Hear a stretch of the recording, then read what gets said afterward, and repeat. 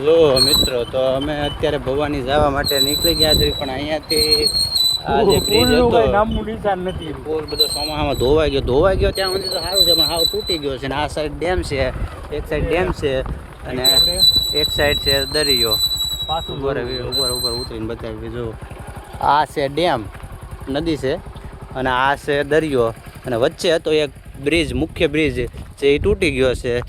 તો હવે અમારે જવું હોય ભવાની જો આ સામું ત્યાં પવનચક્કી દેખાય તમને, આ પવનચક્કી દેખાય ને એ જ ભવાની. અહીંથી 1 થી 1.5 કિલોમીટરનો રસ્તો છે અને અમે મોવાથી જઈશું તો અમારે 12-13 કિલોમીટર થશે, પણ હવે કાંઈ રસ્તો છે નહીં, અમારી પાસે ઓપ્શન છે નહીં.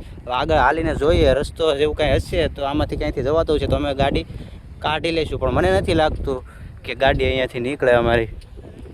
જો હવે આને પાછી અમારે KTM છે એટલે KTMમાં થોડીક તકલીફ પડે, નીચે અડી જાય છે ગાડ એટલા માટે. અને આ જો આ ડેમ છે, આમાં જો આ બધા મચ્છીમારો દેખાતા હોય તો તમને માછલા પકડે છે. અને આ જો બધું ધોવાઈ ગયું છે. આ હવે આમ બુલેટ હોત તો આમાંથી નીચેથી કાઢી લે ગાડી,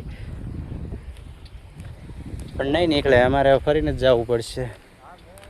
જો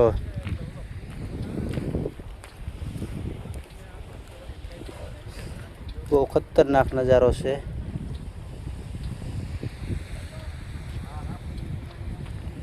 અમારે જવું હોય તો અમે હાલીને પણ અહીંથી જતા રહીએ, એટલું જ નજીક છે, પણ પછી અમારી ગાડીઓ અહીંયા રહી જાય,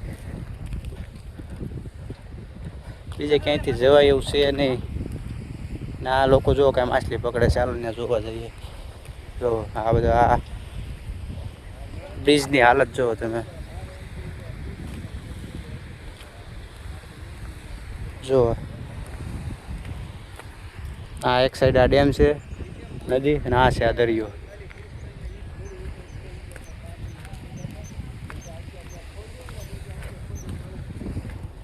બહુ ડિફિકલ્ટ છે ભાઈ. અહીંયાથી તો બધું પડી જાય એવું છે. હા ભાઈ ગાડી નહીં હાલે, નહીં હાલે. હું છું ગાડીનું, હું કીધું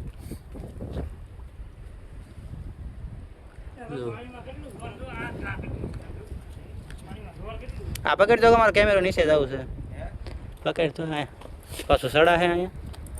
આ જો આ હેઠેનો આખું ઓલું પ્લેટ કાઢી નાખી છે. પકડ તો કેમેરો, આ તો ઉતરતો પડતો ને નોખું જ છે ને, ધીમે દિન જાય પકડ તો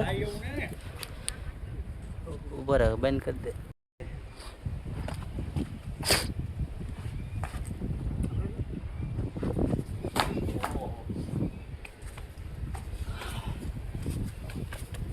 ચાલુ છે હાલ. મેહુલભાઈને બીક લાગે છે એકચ્યુઅલી, આવતા છે નહીં. આ જો આ તમે પુલની હાલત તો જુઓ, બધું વિખાઈ ગયું છે. મેહુલ આવું છે તો ફોન ખિસ્સામાં નાખતો આવજે. છોકરા માછલા પકડે છે અહીંયા.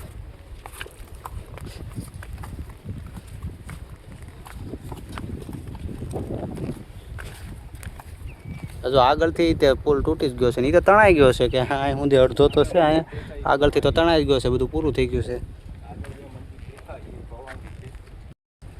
જો આ ઝાડ પાથરેલી છે, આ પાણી સાંજના ટાઈમે આગળ અહીંયા આવતું રહેશે તો આ ઝાડમાં માછલા ફસાઈ જશે. કાંઈ નથી.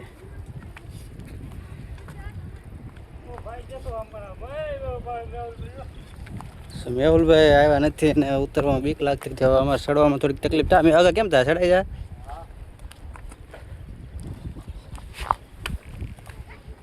તો મિત્રો અમે ખાવા આવી ગયા છે. આગાભાઈ ભૂખડ ના નિખિલભાઈ